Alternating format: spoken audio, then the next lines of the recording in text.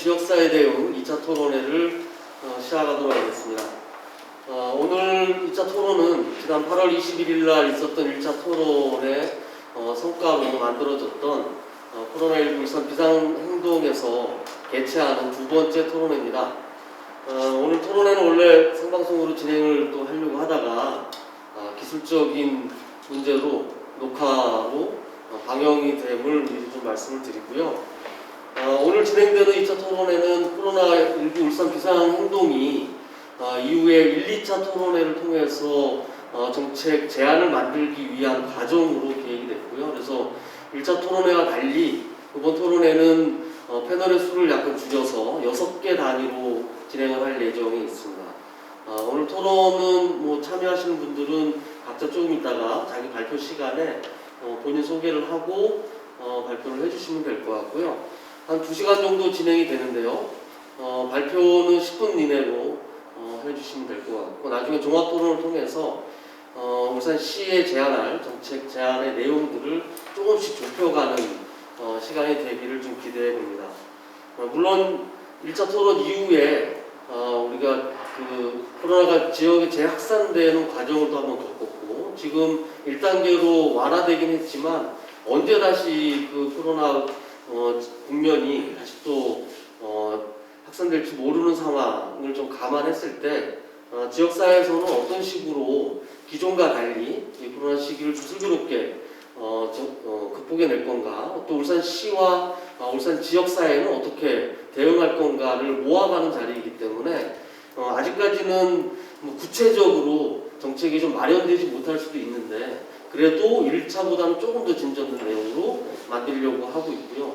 오늘 발표 이후의 종합토론 시간에는 자기 분야가 아니더라도 정책을 모아나갈 수 있는 이런 의견들을 좀 지혜를 모아주시기를 좀 부탁을 좀 드리겠습니다. 그래서 코로나19 지역사회 대응 방안 2차 토론회는 기본적으로 전체적인 지역 시민사회가 제안하는 큰 틀에서의 제안이 있을 거고요. 그리고 각 분야별로, 물론 다 포섭할 수는 없지만 저희가 생각하는 주요한 영역을 6개로 나눠서 진행을 하도록 하겠습니다. 먼저 전반적으로 코로나19와 관련한 지역사회는 어떤 식의 대응을 해야 될 건가, 기조발제의 시간입니다. 정책 제안을 우선 시민연대의 김태근 처장님으로부터 듣는 것으로 하겠습니다. 네, 소개받은 울산 시민연대 사무처장 김태근이라고 합니다.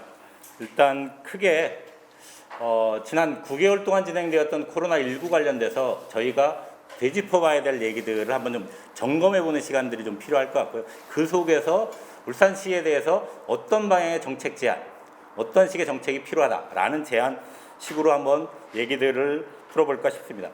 일단 9개월간의 되짚어보기 관련해서 한 6가지 정도를 좀 저희가 좀 짚어보고 그 속에서 과제나 성찰해야 될 부분 이런 것들을 좀 따져봐야 되지 않을까 싶고요. 첫 번째는 당초 그러니까 작년 12월 달에 우한에서 발생했을 당시, 중국에서 발생했을 당시 초기에 이것이 어디서 바이러스가 들어왔는가 라는 얘기들이 상당히 진행됐었는데, 지금 이제 그런 얘기가 거의 들어가 있긴 하죠. 그러면서 제기됐던 게 인수 공통 감염병이 계속 확산되고 있다라는 얘기들이 나왔고, 인간에 의한 자연의 침식, 이런 최근에 진행되고 있는 기후위기와 함께 인수공동 감염병의 확산, 이런 문제는 인류가 근본적으로 좀 성찰해야 되는 것 아닌가라는 얘기들이 있었는데, 최근에 이 문제가 좀 들어가서 이것이 지금 코로나19가 이러저러한 백신 개발이나 이런 것들을 통해서 줄어든다 할지라도 다시 인수공통 감염병은 확산 또 다른 형태로 나타나는 것 아닌가라는 제기가 있다라면 이 문제에 대해서 인류가 어떤 방식으로 자연을 접해야 될 것인지라는 것들에 대한 성찰이 필요한 것 아닌가 싶어서 그건 여전히 과제로 남아있는 것 같고요.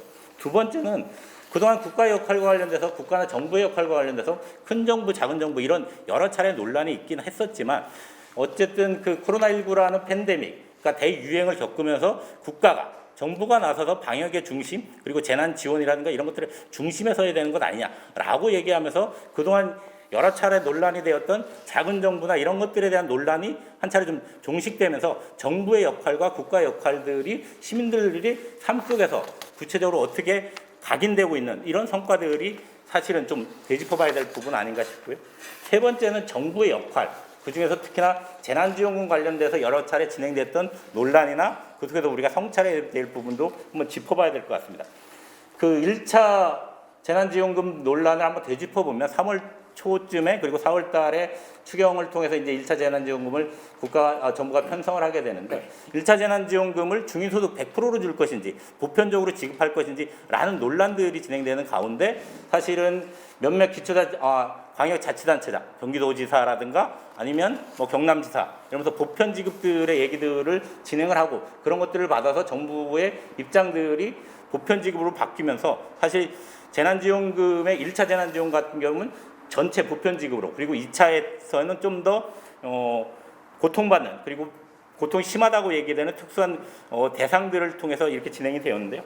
이 과정에서 좀 따져봐야 될 몇몇 가지들이 있는 것 같습니다. 그리고 우리 사회에 어쨌든 그 고용 없는 성장이 일반화된 시기 속에서 도대체 그렇다면 이 인류의 보편적인 이 복지 문제 어떻게 담당할 것인가라고 제기되었던 기본소득 제기라는 것들이 이제는 좀 더 필요한 얘기 아니야? 라는 어떤 그것이 기본소득이 갖고 있는 여러 가지의 뭐 성격 규정 이런 것들도 필요하겠지만 보편적으로 정부가 나서서 보편적인 서비스로서 보편적인 어떤 현금 서비스로서 기본소득 해볼 수 있는 것 아니야? 라는 것들을 좀 제기했던 측면이 하나 있는 것 같고 또 하나는 그러면 이 보편지급과 선별지급 문제와 관련해서 정부와 지자체의 역할들이 어떻게 갈려야 되지? 정부와 지자체는 어떻게 해야 되지? 정부가 보편지급으로다 기본 어떤 보호막을 치면 여기서 빈 구석을 찾아가는 게 지방정부의 역할일지 아니면 이번 경우처럼 지방정부가 나서서 정부의 역할들을 선도하는 역할보다 가는 게 맞는지에 대한 고민도 필요한 것 아닌가 싶습니다. 그리고 어쨌든 지금도 이번 정기국회에서도 논란이 되고 있는 것처럼 재정의 원칙 그동안 재정 얘기를 하면 특히 국가재정이나 지방정부의 재정 원칙들을 얘기하면서 늘상 얘기했던 것들이 균형재정 원칙들을 지켜야 되는 거 아니냐 세입과 세출들을 좀 맞춰서 예산을 편성해야 되는 것 아니냐라는 얘기들을 늘상 해왔는데 이런 6.25의 시기에 감염병의 시대 불평등의 시대 이런 시기를 맞서서는 정부의 재정이라는 것들이 지방정부의 재정이라는 것들이 그런 균형재정이라는 원칙보다는 당쳐왔던 위기들을 어떻게 극복할 것인지에 대해서 쓰일 수 있는 것 아니냐. 그렇다면 균형재정이 아니라 확장재정 정책이나 이런 것들이 필요한 것 아니냐라는 얘기들이 지금 대두되고 있고 이게 우리 시민들에게도 그렇게 갈 수 있는 것 아니냐라는 것들로 바뀌고 있는 것 아니냐라는 것도 좀 중요한 변화 지점이 아닌가 싶습니다. 네 번째는 공공의료의 중요성들이 부각되고 있습니다. 우리 사회에서 공공의료 같은 경우는 늘상 제기는 돼왔지만 이게 시기만 그때 반짝반짝하는 유행처럼 공공의료 필요하다는 얘기들이 진행이 되었었는데 2015년 메르스 사태 때도 그렇고 다시 발생하고 있는 코로나19를 맞으면서 사실은 각 지역별로 전국적인 확산들이 이뤘을 때 공공의료의 중심축을 형성했던 그리고 공공의료의 치료와 이렇게 확진자의 치료와 사회로의 복귀 이런 것들을 주도했던 단위들이 지방의 공공의료원들이었거든요. 사실은 그동안 지방의 공공의료원들은 무슨 얘기를 들었냐면 질 떨어지고 낮은 서비스를 제공하는 의료 서비스를 제공하는 곳 아닌가라는 얘기였었는데 실제로 위기의 순간 감염병의 대확산이 있을 때 그 역할들을 담당했던 것은 사실 공공의료가 아니었는가. 그렇다면 우리 사회 지금 OECD 기준으로 보면 일본이나 미국이 공공의료가 작다라고 해도 30% 정도의 병상을 갖고 있는데 우리는 10%밖에 안 되는 이런 문제들을 어떻게 할 것인지라는 문제 관련해서 공공의료의 문제라든가 지역의 의료인의 수급 문제 관련해서 여러 가지 논란 그리고 정부도 지역 공공의사를 발표했다가 의사 집단들의 반발에 의해서 후퇴하긴 했지만 그러면 지역에 확보된 의료 인력들을 어떻게 확보할 것인지라는 문제 또한 지금 부각됐는데 어떻게 다뤄야 될지 고민인 부분인 것 같습니다. 그리고 많이 부각되고 있지 못하고 사실 얘기했을 때마다 그래도 참아야 되는 것 아니야 라고 얘기됐던 부분이 방역과 기본권의 문제인 것 같습니다. 방역과 또 생존권의 문제일 수도 있을 것 같고요. 1차 거리두기가 1차로 완화되면서 어제부터 다시 이제 유흥업소나 이런 부분들이 영업들 활동을 재개하긴 했는데 확산되는 과정에서 유흥업소나 이런 부분들에 대한 영업 제한을 가했단 말입니다. 그렇지만 이들에 대한 생존권들에 대한 보장은 2차 재난지원금 문제나 아니면 초기에 있어서 소상공인에 대한 지원 정도만 있었지 실제로 이들이 받았던 어떤 피해 문제를 어떻게 보상할 것인지에 대해서 충분히 논의되지 않았던 것 아니냐라는 것. 그러니까 생존권과 경제권의 문제가 하나 있었고 그리고 또 하나는 8월 15일 광화문 집회 이후에 그러니까 그것이 2차 확산들의 계기가 됐다라는 얘기들 속에서 소위 얘기하는 집회를 통한 표현의 자유 문제를 어디까지 정부가 막을 수 있을 것인지라는 논란이 10월 3일 개천절 집회를 두고 진행됐던 문제, 아니면 차벽을 둘러싼 갈등, 이 문제를 그냥 이런 식의 정부의 자의적 판단에 의해서 맡길 건지, 아니면 사회적 합의나 법적 제도적 보완들을 해야 될 것인지라는 과제들을 좀 가지고 있는 것 같습니다. 그리고 마지막으로는 저희가 늘상 요새 단골 메뉴처럼 얘기하고 있는 것처럼 감염병이 평등하지 않았다는 얘기.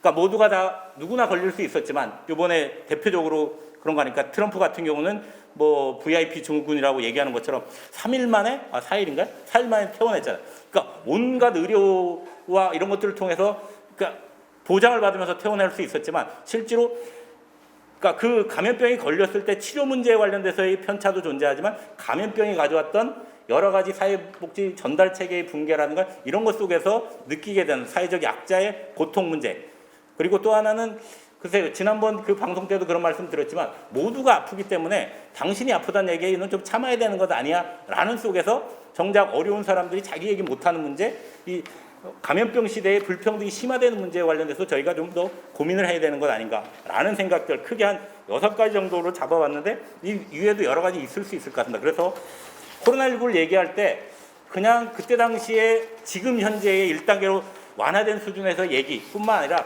이것이 애초에 도래됐을 때의 문제의식과 과정에서 나타났던 여러 가지 문제들에 대해서 우리가 함께 고민하고 그것에 대한 방법을 찾아야 되지 않을까 싶은 생각에 앞서 그런 말씀을 드렸고요.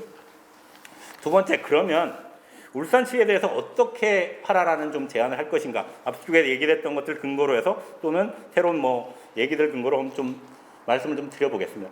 일단 모두가 다 피해자고 모두가 다 대상자인 현재의 조건으로 본다라면, 그리고 지방자치가, 그리고 어쨌든 국가나 정부의 정책이라는 것들이 이제 더 이상 일방적인 정책 시행과 수혜의 입장이 아니라 당사자의 자기 목소리를 들어야 된다라는 것들이 일반화되고 있는 추세라면, 그리고 특히나 모두가 다 피해자고 모두가 다 당사자인 현재와 같은 조건에서 당사자의 자기 목소리를 받을 수 있는 구조가 울산시부터 만들어져야 되는 거 아닌가가 첫 번째 주장이고요. 울산시는 위기 대응을 위해서 여러 가지 상층의 거버넌스 기구를 비상경제대책회의라든가 큰 둘의 위기국부 실무 TF 이런 것들을 운영하고 있고, 1차 지원 정책을 통해서 휴직 근로자, 특고의 생활안정, 청년 잡세, 소상공인 지원, 2차 지원 정책, 지난번 정부의 3차 추경에 맞추어서 빈구석을 하겠다고 해서 문화활동 종사자들에 대한 지원이라든가 법인택시 종사자들에 대한 지원, 이런 것들을 진행하기도 하긴 했는데, 실제로는 선언이라는 것들이 주로 상층의 선언에서 머물렀고, 선언됐던 것들이 예를 들면 노사정이 함께했던 고용안정선언이 실제로 어떻게 진행되고 있는지, 구체적인 현장에서 어떤 반응으로 나타나고 있는지에 대해서 추가적인 모니터링을 할 수 있는 구조들이 만들어져야 되는 건 아니야 라는 생각이 또 하나 있고요. 특히 2차 지원 정책 관련해서 가만히 좀 생각해 보면, 문화활동 관련해서 지원 당사자들의 자기 목소리를 반영한 지원 정책을 발표하셨거든요. 그럼 왜 그랬는가 한번 생각해 보면, 문화재단이라는 것들이 존재하기도 했고, 그러면 문화인들이 어쨌든 축제나 행사들이 축소되면서 어려움이라는 얘기를 지속적으로 해왔던 부분이 있었던 것 같아요. 그런 것들이 결국 정책으로 반영됐다라고 보면, 결국 아픈 사람들이 자기 얘기들, 고통받는 사람들이 자기 얘기를 할 수 있는 구조를 만들고, 그 구조를 울산시가 어쨌든 그것이 간담회 형태든 아니면 실무 TF 형태든 다양한 계층과 어떤 층위별의 모임을 통해서는 목소리를 들 수 있는 노력들을 해줘야 당사자의 목소리를 반영한 실질적인 대책들이 나올 수 있지 않을까라는 게 하나고요. 여긴 적지 않았는데, 실제로 다른 지역을 저희가 지금 확인하고 있는데, 이미 정부는 웬만한 회의들을 다 줌이나 이런 것들을 통해서 회의를 하고 있거든요. 그렇다면 울산시도 나서서 코로나19 때문에 대면 회의가 어렵다면 비대면 줌이나 이런 회의들을 통해서라도 적극적인 의사수렴을 하기 위한 노력들을 해야 되는 것 아닌가 싶은 거죠. 당사자의 목소리를 직접적으로 반영할 수 있는 구조를 만들어야 되는 게 첫 번째 핵심 과제가 아닌가 싶고요. 두 번째는 아까 말씀드렸던 이제 정부의 재정정책과 관련해서 더 이상 균형재정 얘기를 안 하고 있습니다. 그리고 지난번 1차 재난지원금이 보편적으로 지급되는 과정에 울산 시민들은 경기도나 다른 지역의 시민들이 그러니까 지방자치단체가 추가적으로 지원하는 재난지원금을 받았을 때 왜 울산은 돈 많다라고 얘기했는데 빠져야 되지라는 의문들을 제기했던 부분들을 생각한다라면, 적극적인 재정정책, 그러니까 2021년 재정을 수립하는 과정이나 아니면 또다시 오게 될지도 모를 사태를 대비한 적극적 재정정책, 확장적 재정정책을 쓸 수 있는 준비를 하고 그것에 맞게 시민들의 의사들 필요하면 시민들의 의사들을 확인하는 과정을 통해서 재정을 정책 집행할 수 있는 노력들을 해줘야 되는 것 아닌가 싶습니다. 그리고 말씀드렸듯이 누차 말씀드렸던 공공의료기관 부재 울산시에서 그건 아마 건강연대 김현주 집행위원장께서 더 자세히 말씀하셨기 때문에 할 거기 때문에 잠깐만 언급하면 울산시 산재 공공병원 전문병원으로 안 된다는 얘기 누차 저희들이 하고 있다면 그러면 울산의료원, 울산시의 재정이 투여된 울산시가 독자적인 감염병이나 공공의료와 관련돼서 독자적인 자기 정책들을 실현할 수 있는 컨트롤 타워인 울산의료원 문제에 대해서 계속 미룰 것이 아니라 이젠 계획을 세워야 되는 건 아니냐. 당장의 어떤 첫 삽을 뜨는 그림들을 그리기 위한 노력들을 해야 되는 건 아닌가 싶고요. 네 번째는 저희가 되게 많이 빠져먹고 있는 것 같은데 일상이 무너지고 있다라고 얘기를 하고 코로나 블루나 뭐 이런 얘기들만 늘상 하는데 사실은 당사자의 목소리를 듣다 보면 실제로는 뭐 발달장애인 얘기들을 들어보면 초기에 4월 달인가 5월 달에 제주도에서도 발달장애인 부모님과 자식이 같이 동반 자살하는 사태가 있고 한데 이례적 뉴스로 다 그쳤는데 실제로 발달장애인 서비스를 제공하는 친구들의 얘기를 들어보면 무슨 얘기를 하냐면 그동안 이루어졌던 그것이 뭐 바우처를 통한 서비스든 아니면 중환보호센터나 이런 센터의 방문을 통한 서비스를 받아왔었는데 이것이 차단되면서 가정으로 한정되다 보니까 서비스의 차단으로 인해서 느끼는 불안감들이 증폭되면서 도전적 행위들이 되게 많이 광범위하게 일어나고 있다는 얘기죠. 이건 그냥 발달장애인 얘기들만이었는데 뭐 여성들의 뭐 자살률이 높아진다든가 이런 문제들이 지속적으로 발생하고 있는데 이런 문제들은 제대로 좀 짚어지고 있는 건 아니지 않느냐. 그리고 또 하나 보면 일상 문제 얘기를 하면 예를 들면 초등학교 4학년 같은 경우는 학교에서 구강검진들을 진행을 합니다. 근데 올해는 진행하지 않았거든요. 그러면 올해 4학년 같은 경우는 그럼 내년에는 어떻게 할 것인지 라는 것들에 대해서 그러니까 지금 문제는 1단계로 줄어들었기 때문에 일상을 회복한다라고 얘기하면 그럼 그동안 빠졌던 무너졌던 일상들이 어떤 건지 체크하고 이것을 보완할 수 있는 대책들을 각종의 기구들이나 논의 기구들을 통해서 만들어야 되는 것 아닌가 싶고요. 마지막으로는 이런 것들을 통해서 그런 다양한 지역의 목소리, 일상을 회복시키기 위한 목소리 이런 것들을 듣는 과정에서 울산시는 더 이상 중앙정부의 정책을 집행하는 전달자가 아니라 울산 시민들에 맞는 울산 시민들이 요구하는 정책들을 수립하고 집행할 수 있는 실행기관이 되어야 된다라는 말씀으로 저의 말을 마칠까 합니다. 지난 9개월 동안의 코로나로 인한 우리 삶을 다시 한번 되짚어보는 한 6가지 정도로 되짚어보고 이후에 이제 어떤 식으로 울산시를 중심으로 해서 정책 제안을 할 것인가라는 얘기로 큰 주제로 5가지 정도 내용으로 보면 한 4가지 정도가 될 것 같은데요.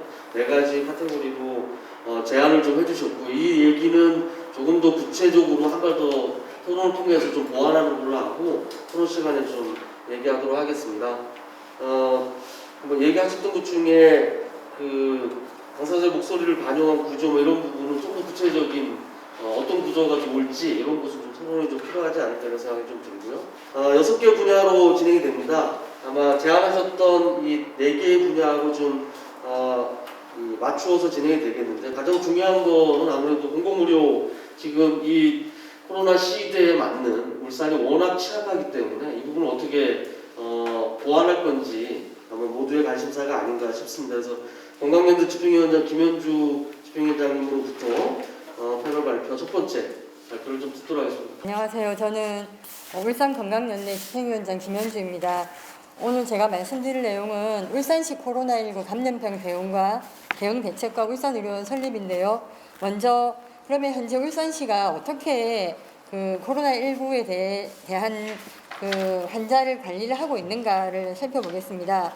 현재 울산은 그 시립노인병원 말고는 이제 공공병원이 없다 보니까 환자가 발생을 하면 무조건 이제 울산대학교 병원으로 보내고 있습니다. 그러니까 울산대학교 병원이 지금 울산에서는 이제 코로나 감염병 전담 병원인 거죠.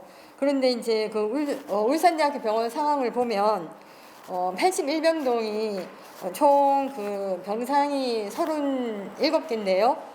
여기가 이제 국가 지정 그 병동입니다. 81병동이. 여기 안에 이제 음압 격리 병상은 5개가 있고요. 나머지 32개는 이동식 이제 설치를 해가지고 37개가 운영이 되고 있고 여기가 이제 기본인 겁니다. 근데 만약 여기가 다 찬다. 그러면 그 다음에 61병동은 원래 일반 병동입니다. 여기에는 비뇨기과랑 일반외과 환자들이 입원해 있는 병동인데 이제 이런 81병동이 다 차면 61병동에는 있던 환자들을 다른 병동으로 옮기고 이 61병동에다가 다시 이동식 음압 장치를 설치를 해서 39개의 병상을 더 이렇게 운영을 할 수가 있습니다. 요거 두 개까지를 합치면은 이제 71개가 되는 거죠.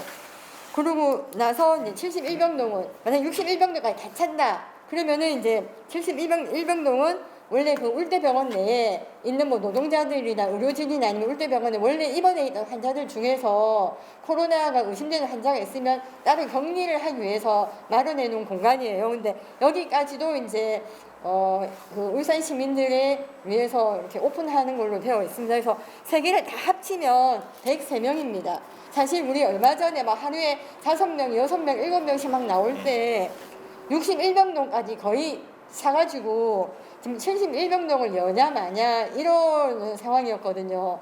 참 이 천운으로 울산이 이렇게 막 올라갔다가 다시 딱 이렇게 멈춰주고 해서 지금 울산대학교 병원으로 지금 버티고 있는데 만약에 뭐 대구라든지 다른 뭐 대전이라든지 이렇게 막 하루에 몇십 명씩 이렇게 나오게 되면 정말로 이렇게 울대병원 가지고는 안 되는 그런 상황인 거거든요. 그리고 이제 역학조사관은 지금 울산시 소속에 한 명이 있고요. 지난 2월에 이제 이게 갑자기 코로나 확 확산되어서 급하게 이제 공중보건의료를 더 늘렸고 지금은 울산에 이제 감염병 관리 지원단이 만들어져서 거기에 계신 분을 급하게 또 역학조사관으로 이렇게 투여를 하고 있습니다. 그리고 생활치료센터라고 한 게 있는데 이거는 사실 코로나19 감염 의심 환자라든지 좀 자가격리 중에서 이렇게 좀 관리가 필요한 분들을 이렇게 좀 관리하는 독립된 공간인데 울산에는 이게 없습니다. 그때 아까 말씀드린 것처럼 울대병원이 지금 아슬아슬해서 61병동도 다 차고 계속 환자가 확산됐을 때 생활치료센터를 만들자 해서 강동의 교육수련원으로 한다 만다 했었는데 거기를 하려고 하면 거기에도 또 의료진이 가야 되고 하니까 이게 좀 하려고 하다가 확산세가 좀 따라앉히면서 이것도 지금 의아무야 된 상황입니다. 그래서 저희는 지금 울산시에다 좀 대책을 제안을 하고 싶은 내용이 있는데요. 뭐냐면 첫째 하나는 의료기관을 좀 세분화할 필요가 있다. 지금은 뭐 환자가 발생을 하면 경증이든 중증이든 무조건 울대병원으로 다 가거든요. 그래서 만약에 울산내 병원이 다 차게 됐을 경우에 정말 고령의 환자라든지 중증 환자가 발생을 하면 갈 수 있는 곳이 없다라는 거죠. 그래서 그 가벼운 환자들을 좀 받을 수 있는 민간병원 중에서 그래도 뭐 동강병원이라든지 뭐 울산병원이라든지 나름 어느 규모가 있는 병원에 그래도 이런 환자들을 좀 받을 수 있는 그런 병실을 마련해야 되는 거 아니냐라는 거 하나 있고요. 그다음에 울산대학교 병원에 병상이 다 찰 경우에 어떻게 할 건가? 그럼 어느 시도로 이렇게 의뢰를 할 건가? 이것도 미리 마련이 되어 있어야 하고 또 울산대학교 병원에 보면 사실 최고 중증 환자를 뭐 수술까지 필요하다는데 아직 지금 시설이 안 갖춰져 있어요. 그래서 이런 환자들은 또 어디로 이렇게 의뢰할 것인가 이런 게 조금 마련이 돼야 되고 앞에서 말씀드렸던 생활치료센터도 만들어져 있어야 되고요. 그리고 또 위험시설 각종 있을 거 아닙니까? 그 위험시설에 대해서 그 시설에 맞는 그 관리 지침을 만들고 지속적으로 이렇게 관리를 좀 하고 점검을 해야 되고요. 그리고 또 특히나 취약계층 지역아동센터, 어린이집, 독거노인, 장애인, 이주민 등 이렇게 취약계층에 대해서 방역 지침을 만들고 또 이렇게 지원을 해줘야 되는 겁니다. 그리고 지속적으로 관리도 해야 되고요. 여기까지가 이제 지금 당장 시급하게 해야 되는 대책이고요. 그다음에 이제 근본적이면서 좀 중장기적으로 지금부터 차근차근 준비해 나가야 되는 게 이제 울산의료원 설립입니다. 사실 가장 기본적인 기반이 되는 게 공공의료기관인 거거든요. 요건 다시 또 말씀드리고요. 그다음에 세 번째로는 지금 지난 9월 16일 날 울산시가 감염병 안전도시 울산을 만들기 위한 어떤 종합 대책을 발표를 했습니다. 총 7가지인데요. 살펴보면 하나는 이제 전담 조직을 만들겠다 해서 사실 지금 울산시에 보면 복지여성국이라고 해서 여기 안에 복지여성건강국 여기 안에 다 들어가 있는 거를 분리를 해서 시민건강국을 따로 하겠다. 지금은 시민건강과거든요. 이거를 국으로 만들고 그 안에 감염병 관리과를 만들겠다. 이거는 아주 고무적인 거라고 생각을 하고 내년 1월 1일부터 시행을 할 예정입니다.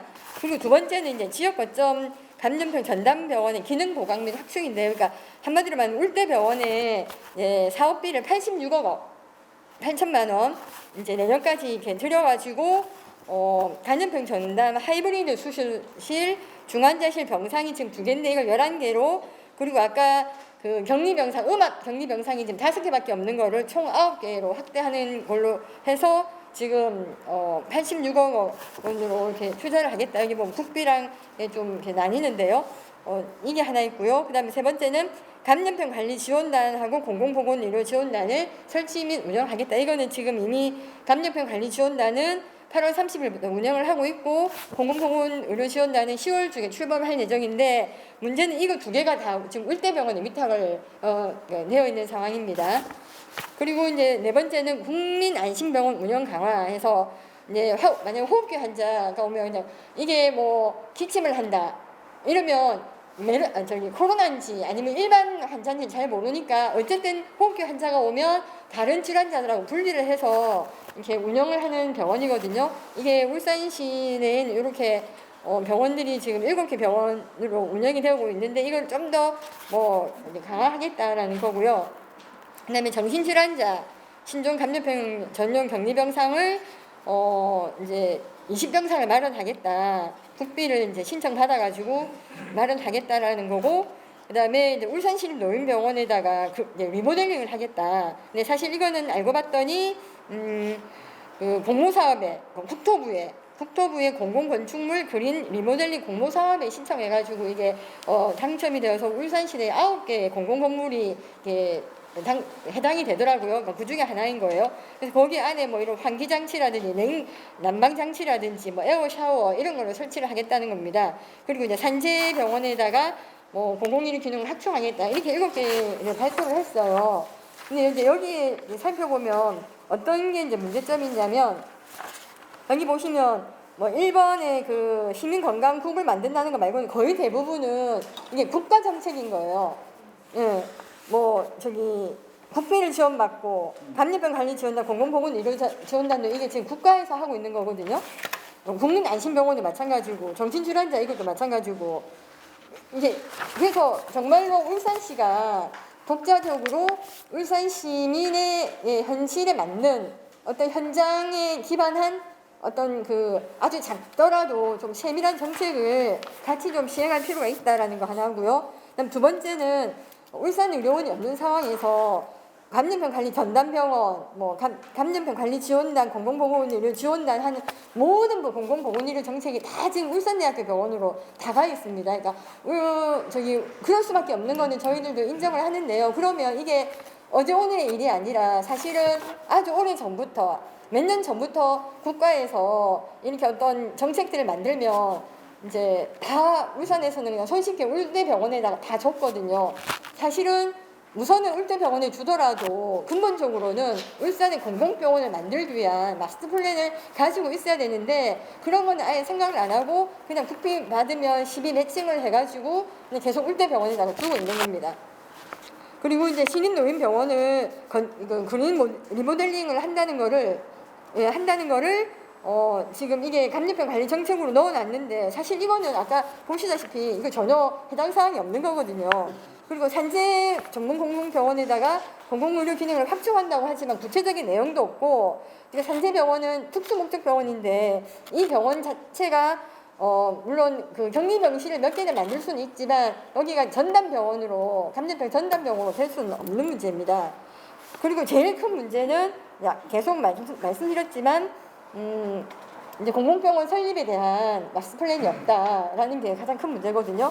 그래서 저희가 이제 마지막으로 강조하고 싶은 건 울산 의료원 설립입니다. 그러니까 울산 의료원이라고 하면 공공종합병원으로서 가장 그 시민들하고 가까이 있으면서 그 지역에 맞는 공공보건의료 정책도 만들고 네, 의료 서비스도 제공하고요. 평상시에는 이런 긴급 재난 상황일 때는 병원이 전담병원으로, 감염병 전담병원으로 전환을 하면서 이제 최전방에서 이렇게 모든 것들을 컨트롤하는 곳이 되는 거거든요. 그래서 이번 특히나 코로나를 겪으면서 이런 거의 필요성이 많이 높아졌습니다. 그래서 광주라든지 대전은 공공병원이 7개, 9개가 있어요. 근데 의료원이 없어서 다시 지금 추진을 하고 있는데, 울산은 지금 시립노인병원 하나밖에 없는데도 울산시는 전혀 아무런 이렇게 움직임이 없다라는 거죠. 그래서 저희는 지금 이 시기가 그 어느 때보다도 가장 골든타임이고 전국적으로도 요구가 높고, 그래서 지금 예탈을 면제해주자, 공공병원 같은 경우에는 예탈을 면제하자라는 법안도 지금 국회에 올라와 있기 때문에 이 시기에 우리도 같이 힘을 모아서 울산 의료원을 만들어야 됩니다. 그래서 울산시에게 요구를 마지막으로 하는 거는 논의기구를 만들자라는 겁니다. 울산 의료원 설립을 위한 논의기구를 만들자라는 것을 제안합니다. 수고해 주셨습니다.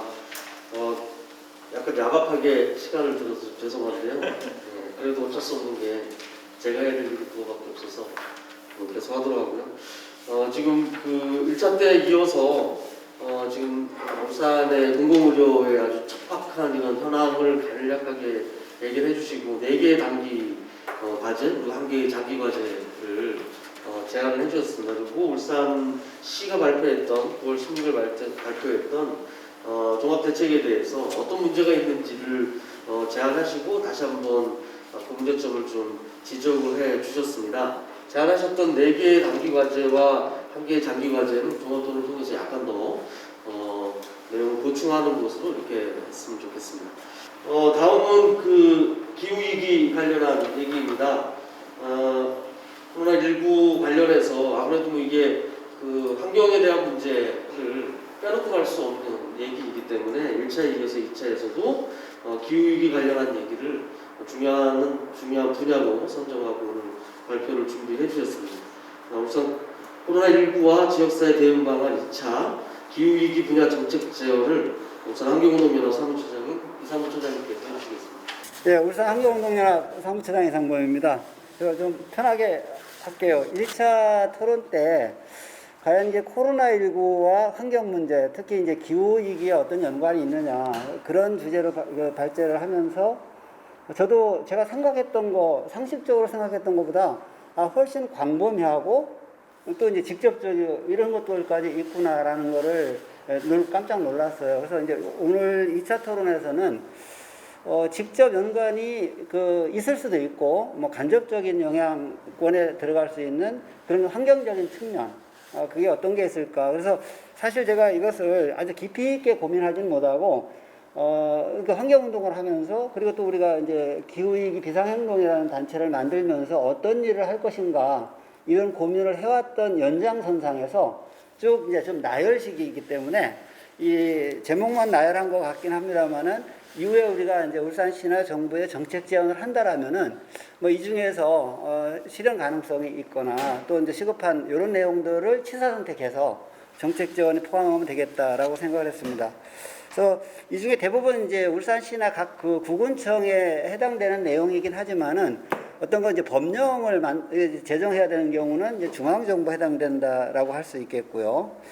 우선 첫 번째로는 되게 이제 개발이주 정책으로 많이 나가고 있는데, 이제 울산시와 특히 이제 울주군 이쪽만 봤을 때 여러분들 알고 있는 것처럼 태화강 국가정원이 과연 환경적인 측면에서 바람직한 거냐, 그리고 또 이제 야간군림공원을 아파트 단지로 개발하는 것, 또 신불산과 대왕암에 케이블카를 설치하는 것, 지금 강동 골프장 최근에도 제가 수시로 모니터링을 하고 있는데 굉장히 심각하고요. 또 하나 지금 관광단지를 개발하겠다고 삼동면에 거의 한 200만 제곱미터 가까운 면적에 뭐 골프장을 포함해서 리조트, 콘도 이런 것들을 계획을 세우고 있는데, 제가 가장 최근에 낙동강 유역 환경청에서 전략 환경 영향 평가 그거를 보내온 공문을 입수해서 봤는데, 역대급으로 환경 영향 평가 전략 평가이긴 하지만 이렇게 신랄하게 비판적인 평가를 처음으로 봤어요. 제대로 된 평가를 했구나. 그러니까 이런 개발 계획들이 그럼에도 불구하고 울주군과 울산시는 그래도 또 계속적으로 또 보완해서 추진하겠다는 이런 입장을 갖고 있다. 그래서 너무 개발 위주로 가는 거. 그래서 환경적인 측면, 이런 문제에 대해서 고려하지 않고 개발 이주로 가는 거에 대한 문제를 얘기하고 싶고요. 그다음에 이제 대기질과 그 수질 문제를 얘기할 수 있는데, 대기질과 수질 문제를 생각은 대부분 알고 있을 겁니다. 근데 저는 최근에 수질 얘기하면은 뭐 그 강 아니면 지천 이런데 이제 그 수질만 얘기하는데, 저는 그 의외로 이 하수의 수질을 보면서 울산이 너무 심각하구나. 이 하수 문제가 바다와 강을 얼마나 오염시키는가라는 걸 깜짝 놀랐는데, 하수 정책이 아예 없다라고 할 정도로 이렇게 심각한 상황을 계속 목도를 하고 있습니다. 그래서 이것을 알려야 될 필요성, 그래서 시민 감시단이 만들어졌으면 좋겠다라는 생각이 들어가고요. 여기에 대한 정보가 좀 공개됐으면 좋겠다라는 생각을 갖고 있고, 울산시 시교육청에서 중요한 정책을 하나 채택을 했는데, 이제 금고를 운영하잖아요. 근데 제가 알기로 5년마다 이것을 갱신을 하는데, 그때 심사할 때 그 심사에 가점을 주는 거에 적어도 이 탈석탄, 그러니까 이제 탄소 제로 이 정책에 부합하는 금융기관에 가점을 주는 거 울산시나 각 구군도 했으면 좋겠다. 네, 이렇게 생각을 하고 있고, 지금 시교육청 제가 칭찬하는 것 같은데, 공공급식에 시교육청에서 채식 메뉴를 학교급식도 그렇고 특히 교사들 뭐 연수나 이런 과정 속에서 많이 하고 있는데, 이것을 각 공공기관에 저변 확대했으면 좋겠다. 울산시 그리고 구군 그리고 이제 공기업 이런 쪽으로 늘렸으면 좋겠다라는 생각이 들어가고요. 지금 수소와 전기 차량을 이제 구입할 때 그리고 이제 세금 혜택 이런 우대를 주고 있는데, 제일 어려운 점이 하나가 이제 소비자 입장에서는 그 고가의 비용과 또 하나가 이제 그 충전 인프라의 문제인데, 울산은 그중 나은 편이긴 하지만은 그래도 굉장히 우리나라 전체적인 실정으로는 이 인프라 이게 강화돼야 된다라는 생각이 들어가고요. 지금 여러분들 그 길거리 다니시면서 이렇게 그 동네 골목에 조그만 오토바이 하나 싹 지나갔을 때에 매연이 굉장히 심각한 걸 느낀 적이 있을 겁니다. 이게 대형 차량 이상으로 배기가스, 아주 유독성 가스를 배출하는데, 그 이유는 규제를 받지 않기 때문이죠. 이제 실질적으로 규제할 수도 없고 경제적인 이유이기도 한데, 이 부분이 규제가 좀 돼야 되거나, 앞으로 규제 내지는 아예 이제 내연기관이 아닌 그 축전 전기 전동식으로 이렇게 이제 추세가 바뀌어야 되지 않을까 이렇게 생각을 하고 있고요. 지금 제가 자전거를 많이 타고 다닙니다만은, 타고 다니면서 그 느끼는 것들 중에서 자전거 도로망이 상대적으로 잘 된 편이긴 하지만은 아직도 연계성이 부족한 부분이 있거든요. 이런 곳에 이제 울산시에서 좀 더 의지를 갖고 할 수 있을 것 같고, 지금 카카오맵을 통해서 이게 자전거를 이용하는 데 유료로 운영하고 있는데, 아직 이제 서울을 중심으로 지방도시는 아직 확대가 안 됐는데, 그 중에서 울산은 도입은 했어요. 그래서 제가 물어봤더니 이게 유료인데 생각보다 비싸요. 그래서 이런 것들을 우리가 그 공공 부분에서 좀 더 민간의 사업권 영역을 침해한다는 문제가 생긴다라면은 소비자의 비용을 보전해 주는 거로다가 해결책을 찾는 방안도 있지 않겠나라는 생각이 들어갑니다. 그리고 또 이제 자전거를 타고 다니다가 뭐 예측 못하고 이렇게 자전거가 고장이 나잖아. 특히 이제 펑크가 나는 경우가, 이걸 어디까지 끌고 가야 내가 이 자전거를 고칠 수 있지. 이때 참 대략 난감합니다. 그래, 이런 것들을 우리가 왜 이제 간단하게 휴대폰 앱을 통해서 울산의 수리점 위치, 내가 있는 데서 가까운 데가 어딜까, 이런 것들은 공공에서 지원할 수 있지 않을까. 그 비용이 많이 들거나 하는 것도 아니다라는 생각을 해봤고요. 선진국에 가보면은 그 학생들도 그렇고 이렇게 이제 캔 같은 거 분리수거 하는 것들을 모아서 갖다가 이제 우리 자판기처럼 설치된다 넣으면은 얘가 차락 파쇄해가지고서 부피를 줄여버리고, 그 다음에 당신이 지금 몇 개를 넣었으니까 이거에 대한 그 보상금 금액에 대해서 금액이라든지 아니면 이제 포인트 같은 거로 적립시켜주는 거. 근데 이게 문제는 고가의 장비이다 보니까 이게 수익성이, 민간 입장에서 수익성이 없는 거죠. 그럼 이것을 홍보나 계몽 입장 하는 차원에서 교육청이나 또는 이제 지자체에서 설치하는 방법이 있겠다 생각이 되고요.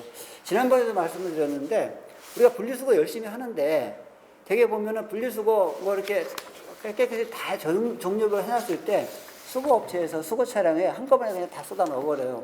그럼 허탈하거든요. 그 왜 그럴까를 생각해 봤을 때, 수거업체가 그 장비와 인력을 따로따로 운영하는 비용이 워낙 많이 드니까 그냥 다 섞어가지고 가져와서 다시 재선별하는 게 낫겠다라는 판단을 하지 않나라는 생각이 드는 거예요. 이런 시스템을 좀 더 개선해야 되겠다. 이게 영세한 위탁업체한테 맡기기 때문에 그런 것일 수도 있고, 또 이제 분리수거를 잘 하시는 분들은 잘 해주는데, 어차피 이걸 가져와서 이중으로 분리수거를 또 해야 되는 문제 때문에 그냥 섞어서 해버리지 않나라는 생각이 들어갑니다. 그리고 이제 지금 지자체에서 각 단체에 축제 예산을 많이 주는데, 뭐 이번 연도 올해 모렸습니다만은 일회용품을 안 쓰는 축제를 하겠다 이런 기획서를 낼 경우에 그 축제 예산에 대한 뭐 이렇게 그 예산 지원 또는 인센티브 지원 같은 것들을 연계했으면 좋겠다라는 생각이 들어. 마찬가지로 이제 예산 지원해주고 있는 소위 말하는 자생단체, 우리가 뭐 관변단체라고 얘기하는데, 이런 그 자생단체에 대한 뭐 운영비나 사업비 지원할 때도 역시 이렇게 그 일회용품 들쓰기나 기후위기 대응 활동 부분을 좀 그 심사라든지 그 인센티브에 연계했으면 하는 정책들, 이렇게 말씀을 드릴 수 있겠고요. 그리고 이제 정부나 지자체만 요구할 것이냐, 우리는 뭘 할 것이냐라고 봤을 때 저를 중심으로 한번 생각해 봤어요. 저도 일회용품을 안 쓰는 경우, 안 쓰려고 노력하지만 불가피하게 쓰는 경우가 있는데, 그럴 경우에 어쩔 수 없었다라면은 일회용품 용기나 포장지를 한 번 더 쓰는 방법, 이런 거 생각을 하고 있고, 그 다음에 그 배달 음식 시키는 경우가 코로나 때문에 많은데, 일회용품 안 쓰는 데서 시키자, 뭐 이런 것들.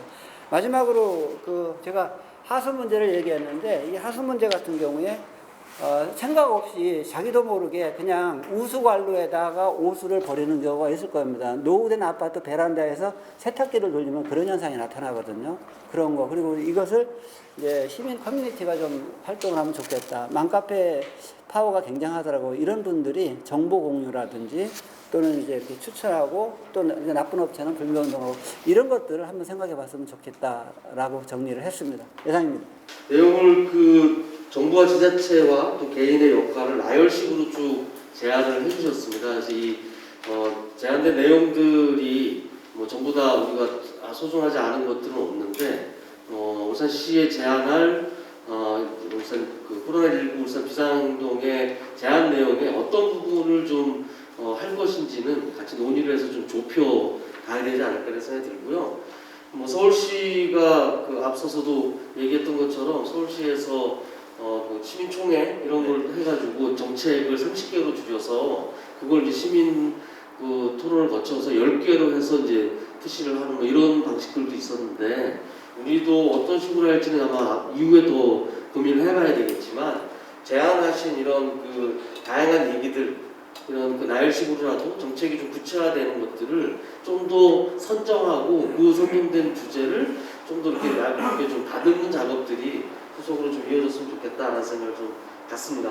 교육 문제이죠. 지금 코로나 시기에 가장 큰 우리 일상을 뒤흔드는 문제가 아무래도 교육 그리고 돌봄 뭐 이런 문제이지 않을까 싶습니다. 그래서 그 얘기를 정교조 울산지부의 정책실장으로부터 얘기를 좀 듣도록 하겠습니다. 예, 반갑습니다. 정교조 울산지부 정책실장 홍은진입니다. 먼저 오늘 토론회가 코로나19와 지역사회 대응 방안인데, 사실상 지역사회에서 어떤 내놓을 구체적인 제안까지는 나아가지는 못했고요. 다만 이제 1학기 동안 학교의 모습이 어땠는가 이걸 공유하는 차원에서 이걸 의미를 가진다고 생각하고 양해를 부탁드리겠습니다. 먼저 뭐 다른 분야도 마찬가지인데, 교육 분야는 완전히 셧다운 됐죠. 네, 한 학기 동안. 그리고 아직 좀 진행 중이고 이번 다음 주부터 조금 이렇게 완화되는 그런 상황입니다.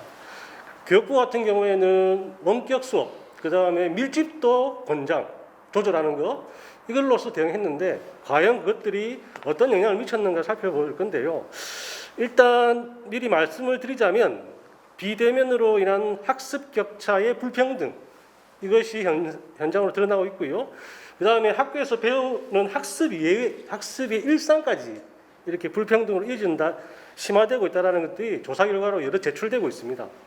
그래서 이제 정교조에서 학교 실태를 먼저 파악하고 현장 교사들의 요구가 무엇인가 이걸 조사를 좀 했었습니다. 그래서 이 조사를 바탕으로 이 코로나 시기에 교육이 가능한 학교의 모습이 무엇일까, 여기에 대해서 조금 살펴보고자 합니다. 먼저 코로나19 상황 2020년 1학기 교육 실태와 교사 요구 조사 결과인데요. 일단 정규조에서 시행을 했지만 전국의 교사 4,000명 정도를 모집단으로 해서 조사를 했습니다. 결과에 대해서 이렇게 상당히 좀 두꺼운 어떤 그 자료가 있긴 한데 상당히 요약해가지고 제가 정리를 좀 했습니다. 먼저 좀 핵심적인 것만 이야기하겠습니다. 다 설명하기는 어렵고요. 감히 일한 학급당 학생 수가 문제가 많았다라는 것들이 있었고요. 그 다음에 교사 10명 중 한 8명은 대면 수업에 비해 원격 수업의 교육적인 효과가 거의 없다. 이렇게 판단하고 있어요. 교사들의 판단입니다. 예. 그 다음에 원격 수업 진행을 통해서 학습 격차가 심해졌다. 그러면은 그 학습 격차의 가장 큰 원인은 무엇이냐? 가정 환경의 차이, 학습 동기의 차이, 이런 것들이 높은 순위로 나타났습니다. 그러면 학습 격차를 어떻게 해소할 수 있을까? 그래서 이제 학급당 학생 수 감축, 그리고 대면 수업, 이제 원격 수업만으로는 이제 교육적인 기능을 못한다. 대면 수업 확대로 나가야 된다라는 것들이 많은 선생님들의 생각이었습니다. 그래서 뭐 적정한 숫자, 그럼 학급에 몇 명 있어야 되느냐? 여기에서는 뭐 다양한 의견들이 뭐 제시되었는데 일단 20명 정도.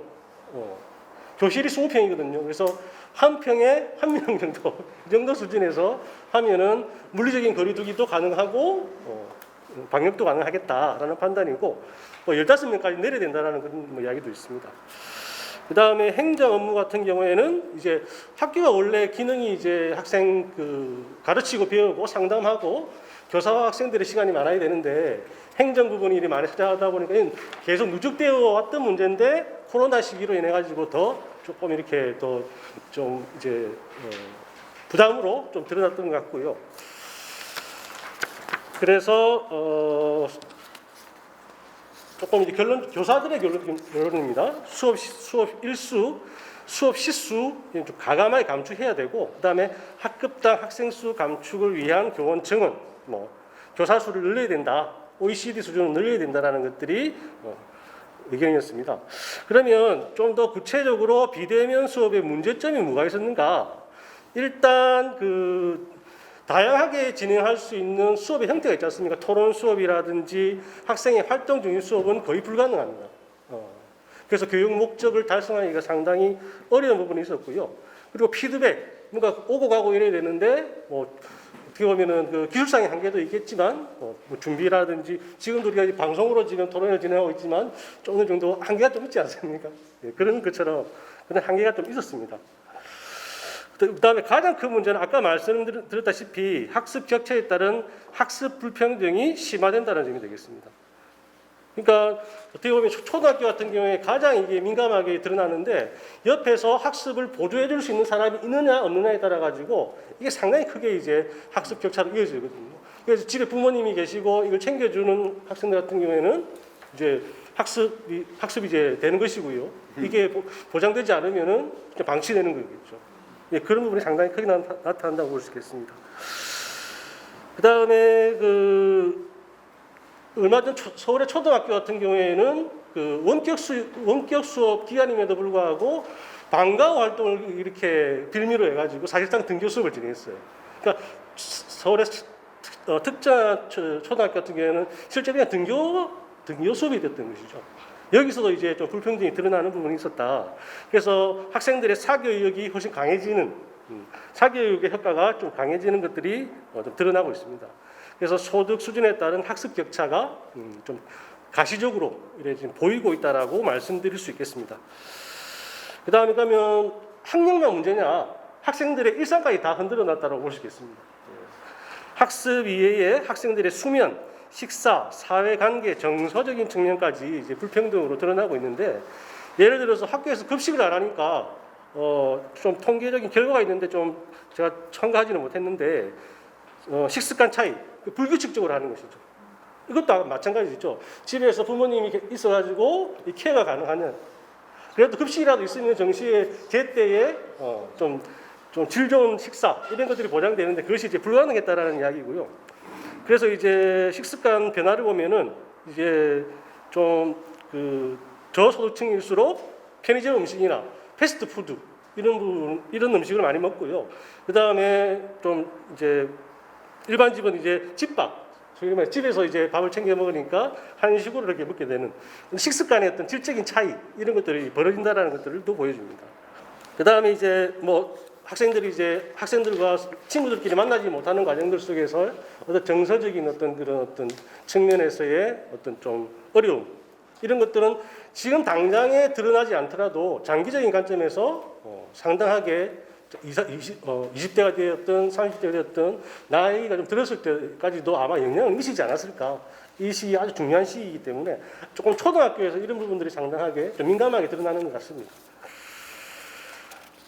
그래서 코로나로 인해 아이들은 더 엉망으로 먹고 더 불규칙적으로 자고 더 우울하고 더 외롭게 된다. 좀 간단하게 이렇게 좀 표현할 수 있을 것 같습니다. 그러면 어떻게 해야 되느냐?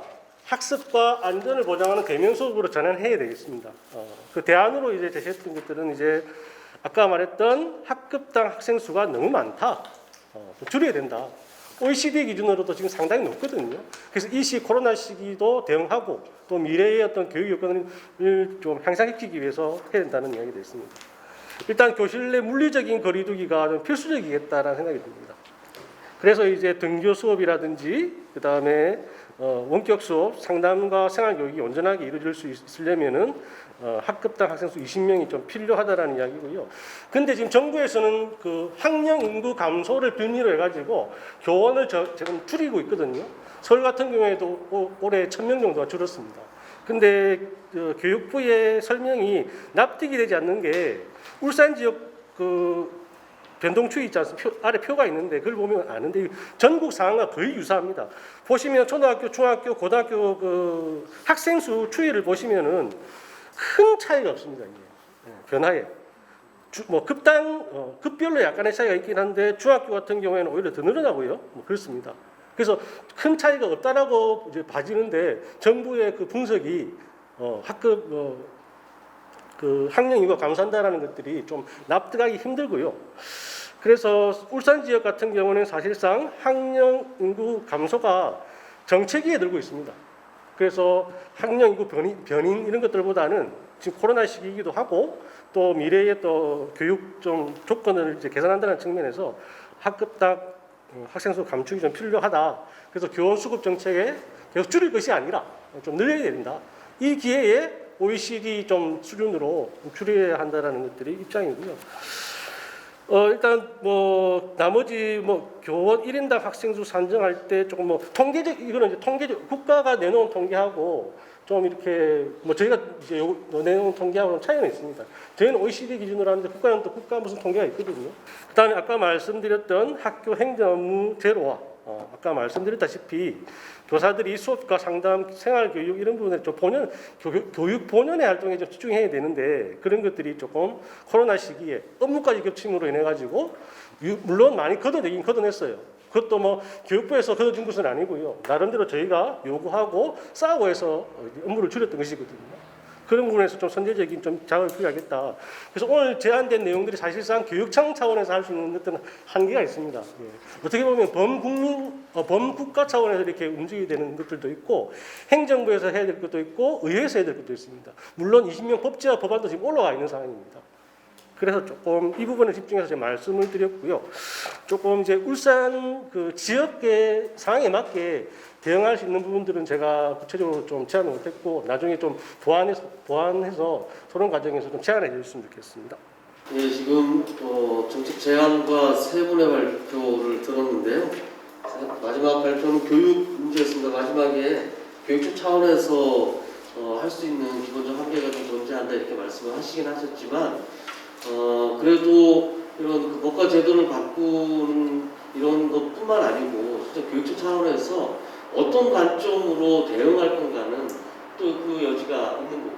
그러니까 지금 얘기하셨던 것 중에 결국에는 등교 수업, 원격 수업이라고 하는 게 그 효과가 거의 없다라는 것은 뭐 많은 자료에서 드러나고 있는 거기 때문에 어떻게 등교 수업을 중심으로 방역을 강화할 건가 이런 패러다임 자체를 고민의 축을 좀 옮겨보는 건 안 좋겠는가. 그리고 거기에 맞는 대책은 있는가 교육청이 저는 없다고 보거든요.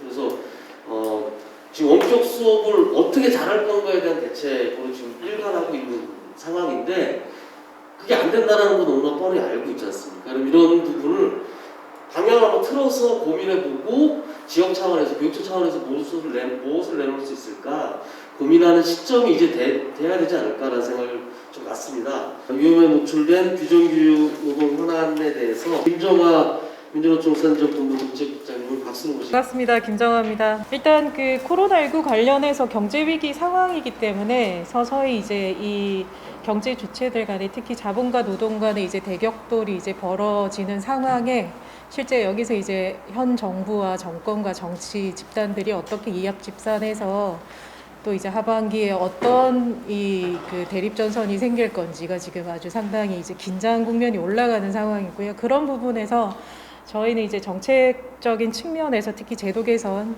법적인 상황과 관련해서 쭉 좀 현황 설명드리고 관련한 지자체에 관련한 짧은 제언 이렇게 드리도록 하겠습니다. 올해 이제 전태일 50주기입니다. 그래서 민주노총은 그 노동 존중 한국 사회를 만들기 위해서 전태일 3법을 입법 발의를 실제 이제 조합원들이 저희가 이제 100만을 추정을 하는데 그 중에 한 10만 정도 직접 입법 발의를 해서 입법 투쟁을 준비 중에 있고요. 전태일 3법은 그 근로기준법의 11조 개정안이고 노조법 2조 개정 그리고 중대재해기업처벌법 제정안입니다.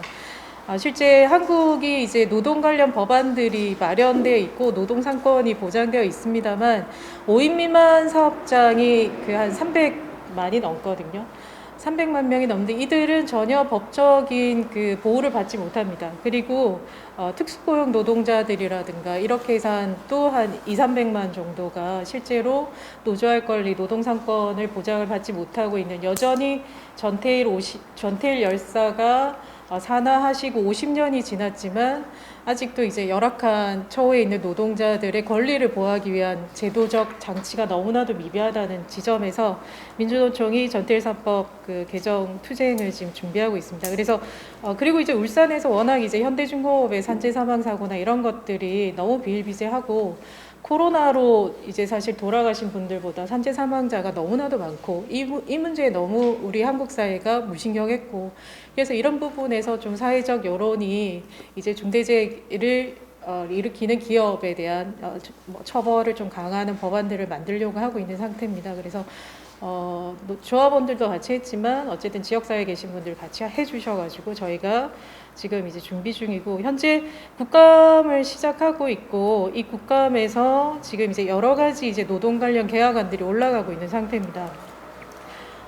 현재 정부 발의 노동법 개혁안이 3종이 올라가 있고요. 현재 114개 법안이 일괄상정 들어가 있는 상태고 최근에 이제 김종인 대표가 이제 상법이나 공정거래법, 공정경제 3법 개정안을 내면서 이제 노동법과 개혁안을 이렇게 또 연계시켜서 처리할 것 같이 말을 하고 그 내용 안에는 또 다른 내용으로 이제 시운내고 장시간 노동을 강요하거나 그 노동 상권을 보장받는 쟁의행위에 대한 각종 규제를 강화하는 방식에서 또 안을 또 내고 있는 상태여서 여러 가지 이제 그 개혁안들이 나오고 있는 상태여서 이런 부분에서 이번 이제 국감 그 이제 국회 투쟁 이런 것들이 좀 전면화되고 있고 민주노총은 요 것들을 전국적으로 이제 노동 개혁안으로 우리 현장에 있는 노동자들이 권리를 침해받지 못하도록 그런 투쟁을 하기 위해서 각종 이제 내용들을 공유하고 선전하고 홍보하고 시민사회와 같이 하기 위해서 노력하고 있습니다.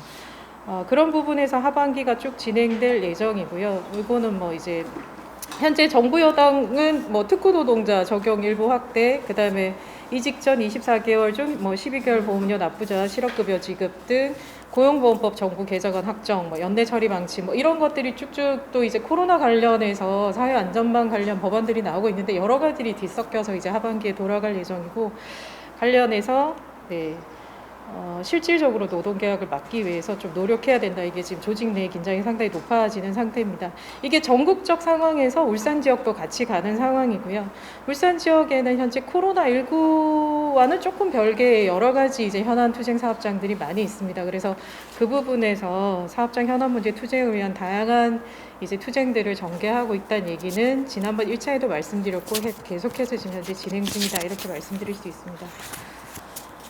그래서 이제 상황은 이렇게 이제 민주노총을 중심으로 한 노동계는 일단 이렇게 진행을 하고 있는데, 이 코로나 관련해서 노동은 정말 다양한 현안들이 이건 이제 법안을 중심으로 한 설명을 드린 거기 때문에 많이 벌어지고 있고 실제로 노동시장 내 취약계층 노동자들이 너무 많기 때문에 이러한 여러 가지 문제들을 해결하기 위한 노력들을 해야 되는 부분에서 저희가 지역사회 대응 방향과 관련해서 좀 짧게 이전에도 다 말씀드렸던 내용입니다만 말씀드리면 어쨌든 좀 그 다양한 방향 모색을 위한 좀 예각화된 논의 구조가 있어야 될 것 같습니다. 이게 지금은 너무 다양한 부문에 대한 얘기를 같이 얘기를 하기 때문에 방향성을 설정하기 상당히 어렵고 그런 부분에서 조금 더 특화시키고 부문으로 좀 더 떼고 이런 하고 그 안에서 좀 더 시민사회단체가 실질적인 논의를 할 수 있는 테이블들, 실무 협의들 이런 것들 우리 내부에서 좀 강화를 해야 내용이 좀 더 다듬어질 수 있다고 생각을 하고요.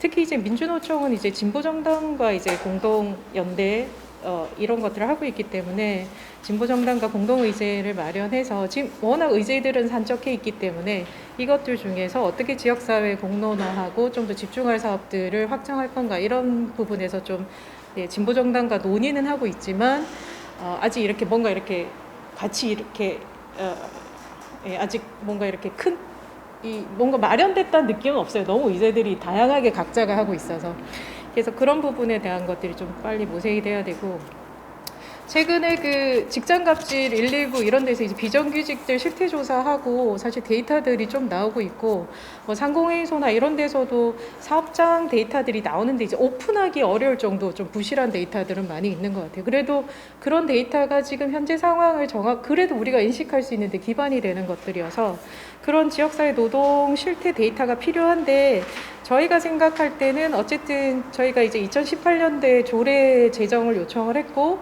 그래서 노동자 권익보호위원회 구성을 통해서 그 권익위원회 내에서 지역의 실태 조사를 해서 지역의 중장기적인 노동 정책 과제를 수립하는 이런 조례들을 제정을 한 적이 있습니다. 그래서 지금 시가 이제 올해 이제 이 권익위원회를 구성해서 출범을 하겠다고 얘기를 하고 있는 상태여서 계속 기다리고는 있는데 기다릴 게 아니라 좀 더 빠르게 좀 촉구해서 실제 울산 지역의 미조직 노동자들이 지금 코로나19 상황에서 어떤 상태에 노출돼 있는지를 좀 저희가 좀 파악할 수 있는 만큼은 시가 파악을 해야 된다. 어디도 데이터는 없어요, 현재. 전국 데이터는 뭐 국책연구기관이나 이런 데서 나오는 것들, 중앙정부에서 나오는 데이터들로 그냥 이렇게 평균치로 판단을 할 수는 있지만 지역 상황이 정확하게 어떤지는 지금 잘 저희가 잡히는 데이터들은 없고 특히 노동자들의 실태는 저희가 조직돼 있는 노동자들이 이제 목소리가 지역사회로 나가는 통로 정도밖에 역할을 못하기 때문에 미조직 노동자들의 상황에 대해서는 저희가 더 디테일하게 알아야 되고 이들에 대해서 뭔가 지원을 더 많이 해야 되는 상황이라고 인식하고 있는데 뭔가 이제 구체적인 것들은 없기 때문에 그런 부분에서 빨리 실태 조사가 좀 돼서 해야 될 것 같고 그거를 좀 더 촉구해야 되겠다. 그냥 기다리지 말고. 네, 그리고 그런 측면에서 시민사회 단체도 공동 여론조사를 좀 준비하면 좋겠다. 뭔가 우리가 이제 울산시의 사업이나 예산과 연동해서 계속해서 이게 코로나19에 맞게 사업이 진행되도록 그러니까 목소리를 높여야 된다고 생각하는데 그러려면 우리도 이제 관련한 여론조사와 사업과 예산을 연계한 뭔가가 논의가 되고 이게 공개적이고 연속적으로 토론을 해서 시 정책이나 구군청의 정책들이 좀 변화할 수 있도록 어차피 이제 그들도 사실은 완벽하거나 종합적이지 않을 수 있기 때문에 시민사회가 그런 역할들을 해줘야 된다고 생각합니다. 그래서 그런 부분에서 좀 간단한 그냥 시작하는 지점에서의 어떤 다들 여러분들도 생각하시는 내용들일 건데 그 내용을 좀 말씀드리고 그 민주노총은 그런 부분에서 또 이제 집행개요가 나와 있고 저희가 이제 대중투쟁과 원내사업, 노동교섭 여러 가지 여론전 이런 일정들을 쭉 가지고 있는데 현재 그 10월 24일과 11월 14일 전태일 50주기 전국 노동자 대회와 이제 그 전태일 3법 쟁취 관련한 현재 코로나 때문에 서울에 모여서 하는 방식은 좀 어렵고 저희가 지역별로 진행을 하게 될 것 같습니다. 그래서 지역에서도 방역 수칙을 철저히 지키면서 100인 이상 집합이 안 돼서 저희가 99인까지 한 군데 모여서 이쪽에 99인, 저쪽에 99인 계속 이런 방식으로 지금 현재 집회를 하고 있는 상태고, 네, 그런 부분에서 어쨌든 지금 뭐 현재 저희가 목소리를 전달할 수 있는 방법은 집회 방식이 유일한 상황이어서, 예, 그런 부분에서 지금 투쟁 일정들이 잡혀 있고, 임시국회와 연동해서 어떤 계약안이나 이런 날치기가 들어가면 이제 뭐 총력 투쟁한다, 이런 것들은 현재 정리되어 있는 상태입니다. 지역에서도 노정 교섭이나 협의를 해야 되는 상황이고, 관련해서 이제 코로나19 관련한 상황들을 저희도 지자체와 이제 협의를 해서 한번 좀 검토는 해봐야 될 것 같고, 근데 이제 저희가 올 상반기 이제 사회적 대화가 불발되면서 여러 가지 조직 내에 좀 여러 가지 긴장들이 있습니다. 사회적 대화, 노정 협의, 뭐 이제 노사정 대화 이런 거에 대한 긴장들이 많아서 그런 부분은, 예, 지금 계속 내부에서 가이드라인을 잡으려고 지금 논의를 하고 있어서 그 기준에 맞게 또 진행이 될 것 같습니다. 별첨 자료 2박스는 저희가 올해 코로나19 상황 터지면서 계속 얘기가 됐던 거고, 저희도 워낙 의제가 많기 때문에 영역별로는 뭐 모든 노동자에 대한 안전조치 강화를 위한, 네. 그래서 사실은 그 방역조치 3단계 가면 어떻게 할 거냐, 이런 것도 저희 내부에서는 되게 고민이 많거든요. 실제로 그 생산 현장은 여전히 밀접해서 노동을 하고 있는 상태고, 그런 부분에서 재택근무가 불가능하기 때문에 뭐 그런 부분에서 업종별로 어떤 요구를 하고 뭐 이런 얘기들도 저희 내부에서는 논의도 하고 있는데 아직 뭐 3단계까지는 가지 않아서 구체화되진 않았습니다. 그리고 재난기간 해고금지 및 생계소득 보장 관련한 내용들, 그리고 사회안전망 전면 확대, 돌봄사회 방향 설정, 포스트 코로나 대안 수립 관련한 내용으로 일단 쭉 저희 이제 영역별로 쭉 들어가 있고, 이런 것들이 사실은 지방자치단체 사업계획 안에서 저희들의 요구 내용들이 좀 잘 전달될 수 있도록, 예, 협의와 뭐 논의와 뭐 투쟁들 이런 것들이 진행될 것 같습니다. 네, 이상 마치겠습니다. 여러 가지 이제 노동 현안에 대한 얘기 하시면서 지역사회 노동 대책에 대한 요구 뭐 이런 얘기를 좀 해주셨는데요. 나중에 이거 뭐 아까 이제 기후위기 얘기했던 것처럼 워낙 이제 여러 가지 내놓고 계셔서 좀 좁힐 필요는 좀 있겠다라는 좀 생각이 들고요. 어쨌든 필요한 거는 얘기하셨던 것 중에 핵심적인 게 지역의 부산시의 노동 대책을 마련할 만큼의 실태 조사, 가장 필요한 이런 현황이 어떤지가 정확하게 데이터화되지 않으면서 그 부분에 대해서 맞춤 지원 뭐 이런 부분은 꾸지 못한 상황이고, 김태균 차장님 아까 처음에 얘기하셨던 것처럼 중앙정부의 노동정책을 전달하는 그 이상을 넘어서지 못하는 그런 한계가 있다라는 얘기로 아마 마음을 적어주신 것 같습니다. 나중에 이 부분 종합토론에서 좀 더 얘기 좀 해보는 걸로 하고요. 그 다음은 코로나19 돌봄과 젠더폭력에 대해서 여성의 전화 박동주 대표님께서 발표를 해주시겠습니다. 네, 반갑습니다. 울산 여성의 전화 박동주입니다.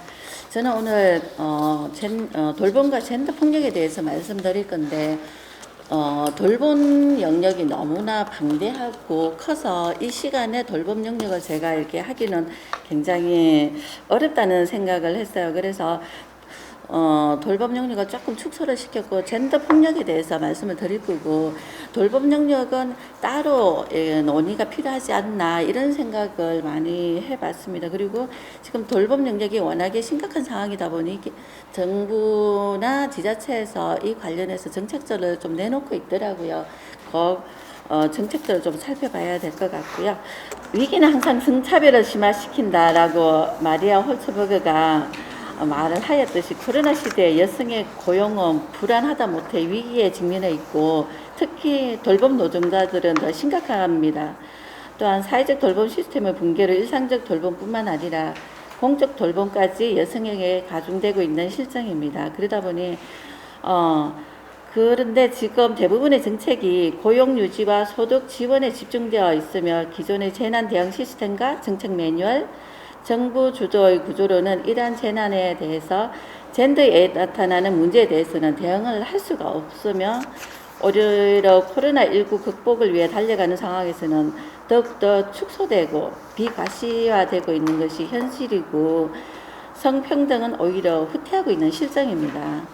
그나마 돌봄 영역은 여러 계층과 분야에서 논의가 되고 있으나 젠더 폭력에 관해서는 논의가 거의 이루어지고 있지 않아서 굉장히 안타까운 마음입니다. 먼저 돌봄 노동의 현실을 간단하게 보면은 다 아시다시피 고위험이고 낮은 처우고 고용 불안을 안고 있으며 돌봄 노동이 굉장히 저평가되고 있는 실정입니다. 그래서 이러한 현실이 나타나지 않고 있나 하는 생각이 들고요. 그나마 지금 정부나 지방자치단체에서 돌봄에 대해서 여러 가지 정책을 제시하고 있는데 이 정책들이 잘 수행되기를 바라고 지켜봐야 할 것 같습니다. 간단한 정책 제안으로는 돌봄 노동에 대한 정당한 보상과 인정 체계로 돌봄 노동의 가치가 인정되어야 한다고 보고요.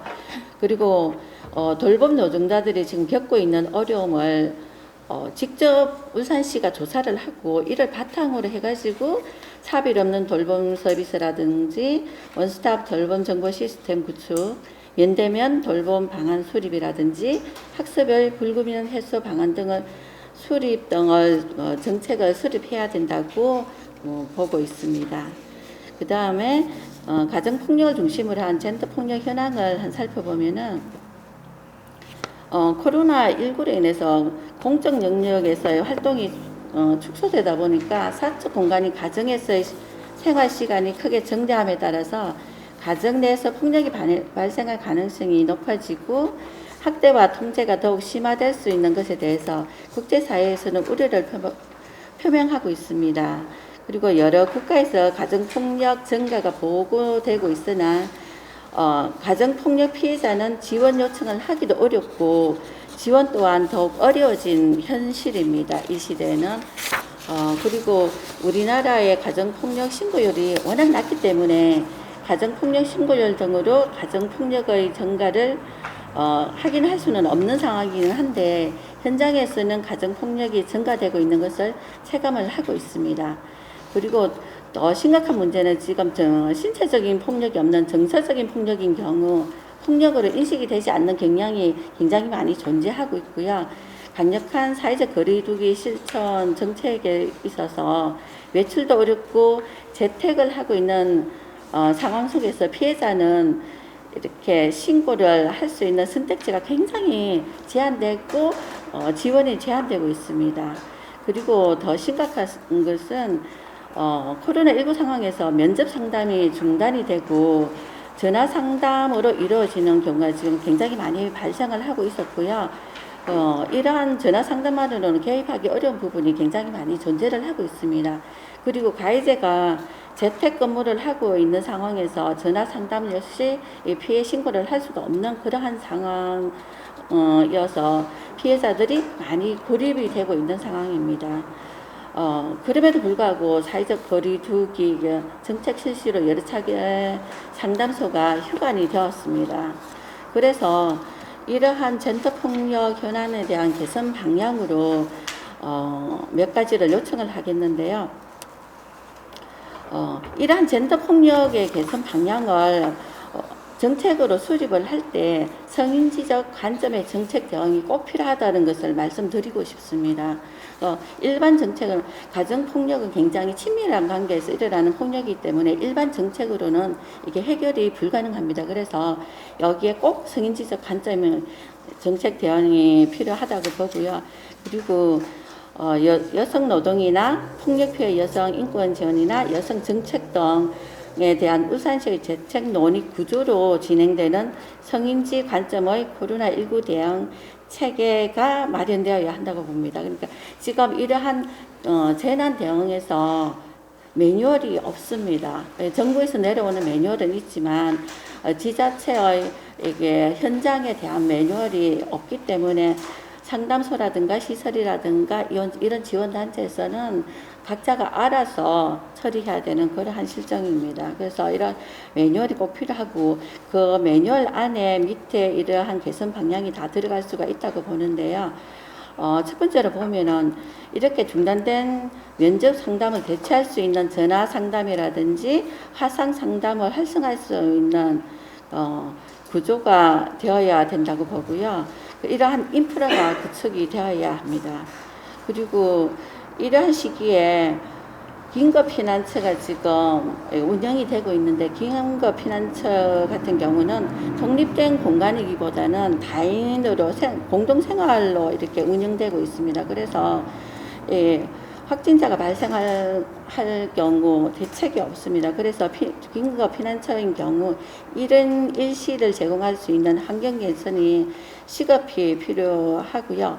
상담소도 마찬가지로 상담이라든가 이러한 지원을 할 때 환경 개선이 우선되어야 한다고 봅니다. 그리고 이렇게 이러한 피해자들이 고립된 상황에서 피해자들의 구조 요청이 할 수 있도록 시민들이 인지할 수 있도록 홍보가 강화되어야 된다고 보고요. 그리고 저희가 피해자들을 지원할 때 보니까 이러한 시기에 법적인 대처가 굉장히 늦어지고 있습니다. 법원의 판결이 이렇게 연기가 되고 이러다 보니까 피해자들이 어떻게 할 수가 없는 상황이 굉장히 많이 발생을 하고 있습니다. 이러한 상황이 많이 발생을 할 때 신속하게 대처할 수 있는 그러한 방안이 마련되어야 된다고 보고요. 그리고 이번에 재난지원금 지원을 할 때 보통의 이런 정책을 수립을 하다 보니까 피해자들은 사실상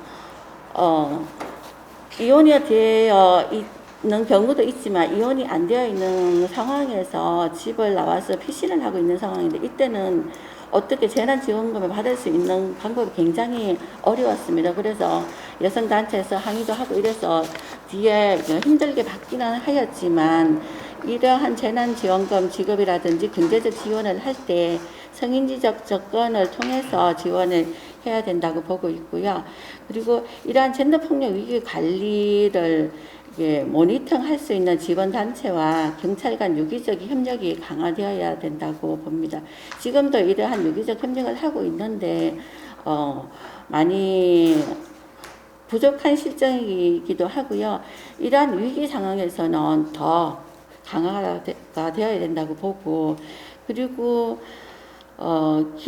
긴급피난처인 경우 24시간으로 이렇게 운영이 되고 있는데, 이때 안전성 보장을 위한 방역을 하기가 굉장히 어려웠습니다. 여러 가지 조치를 취하면서 어렵게 진행되고 있는 상황이었는데요.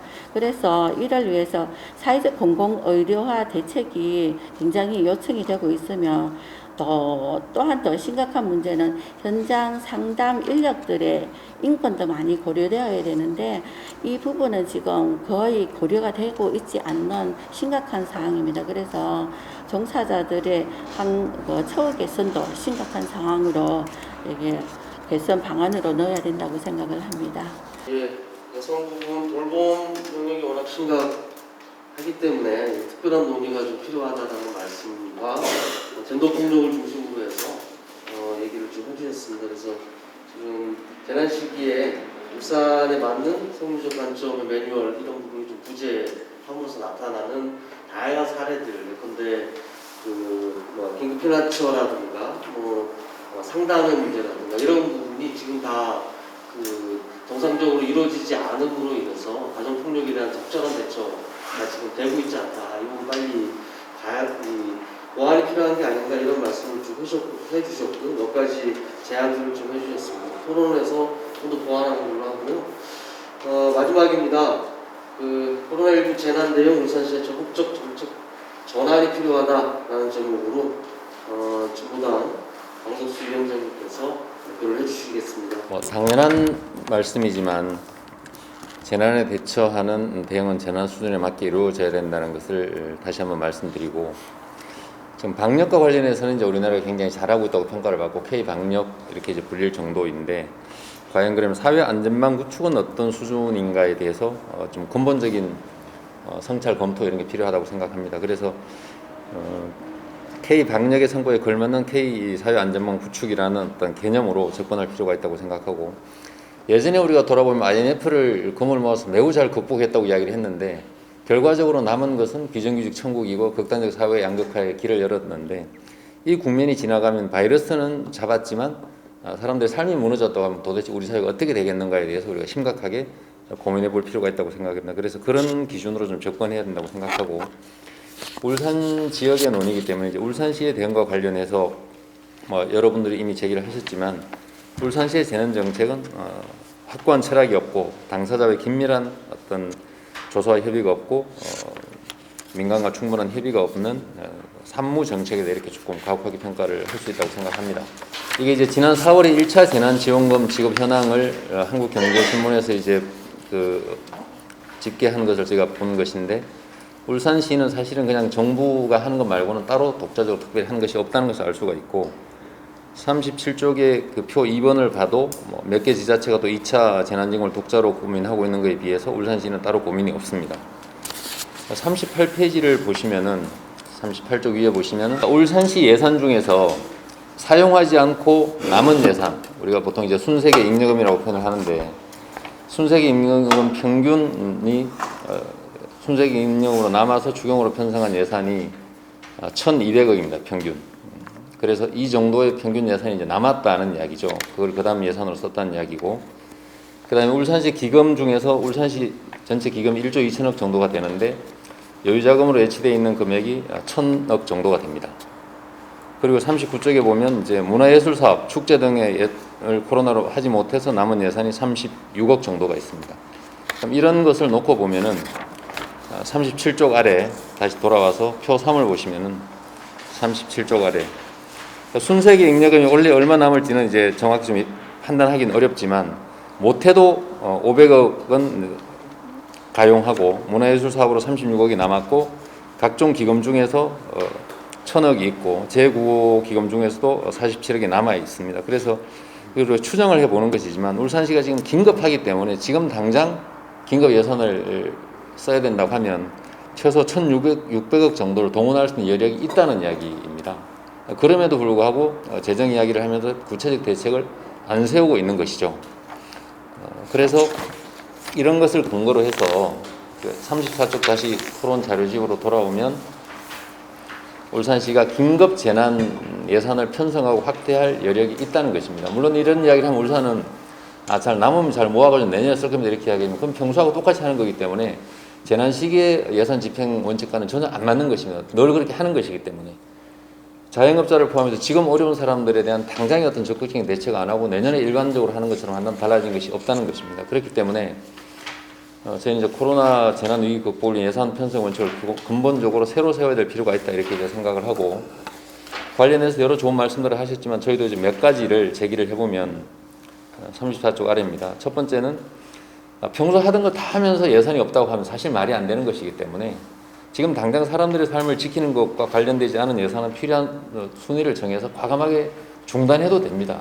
예를 들면 도로 건설이라든가 이런 것은 말처럼 쉽지는 않지만 중단했다 몇 년 뒤에 해도 되는 것이기 때문에 그런 것에 대한 판단이 필요하다 이렇게 생각을 하고, 그다음에 그 재난 사각지대에 대한 전면적인 실태 파악이 지금 안 돼 있습니다. 그래서 지난 1차 토론 때도 나온 의견이지만, 적극적으로 누군가 요구를 하면 뭔가 일금 대책을 세우고, 아니면 대책이 없는 상황이 굉장히 폭넓게 있기 때문에 전면 실태를 파악하라 해야 된다는 것이고, 그다음에 경기도 같은 데서 하고 있지만 사람들이 학생들도 그렇다고 하는데 우울증을 포함해서 여러 가지 심리적인 어려움이 있기 때문에 이런 것에 대한 대책도 동시에 마련돼야 되고, 그다음에 이제 교육 격차 해소와 관련해서 아까 원진 선생님 말씀하셨기 때문에 따로 말씀드리지 않아도 될 것 같고, 그렇기 때문에 자영업자, 특수고용 노동, 돌봄 노동자를 포함해서 모든 여러 어려움이 있기 때문에 여기에 대해서 세부적인 실태 조사를 하고, 현재 울산시가 할 수 있는, 울산시와 교육청 5개 구군이 할 수 있는 대책을 전면적으로 전환해 세우라고 저희도 요구를 해야 되고, 또 그런 게 필요하다고 생각합니다.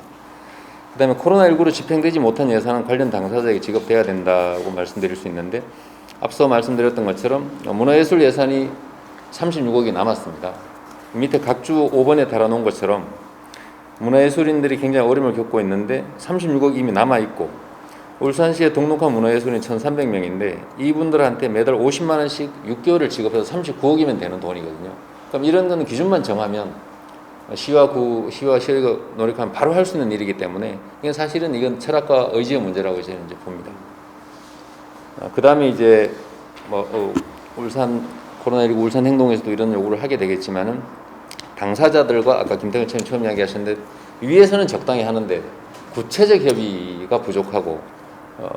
이 시민사회 진영과도 구체적 논의가 충분히 부족하기 때문에 당사자와 이해관계자들과 시민사회 노동계 의견을 충분히 반영해서 예산이 편성돼야 된다 이렇게 말씀드릴 수 있고, 그래서 마지막으로 다시 한번 말씀드리면 울산시 교육청 5개 구군도 그렇고 또 시의회와 구군 의회들이 이런 상황을 중대하게 보고 좀 대책을 적극적인 대책을 세우는 어떤 결단 조치 이런 게 필요하다 이렇게 말씀드리고 제 이야기는 마치겠습니다. 토론 시간을 확보해 주시기 위해서 엄청 짧게 얘기를 좀 해주셨습니다. 토론에서 좀 보완하는 걸로 하고요. 앞서 그 전체 발표를 할 때 정책 제안을 하셨을 때 김태균 차장님께서 아마 이 부분하고도 좀 비슷한 맥락이 비슷한 얘기를 좀 했기 때문에 아마 짧게 해주신 것이 아닌가 싶습니다. 어쨌든 우리가 1, 2차 토론을 통하고 또 앞으로 코로나19 울산 비상행동이 하려고 하는 것은 코로나 이 재난 시기에 맞춰서 그 재난에 대한 책임은 어디에 있는가를 좀 더 명확하게 하고 그것은 그 지방정부와 중앙정부가 해야 될 그 몫을 어떻게 제대로 시행할 수 있도록 견인할 건가에 맞춰져 있는 것이기 때문에요.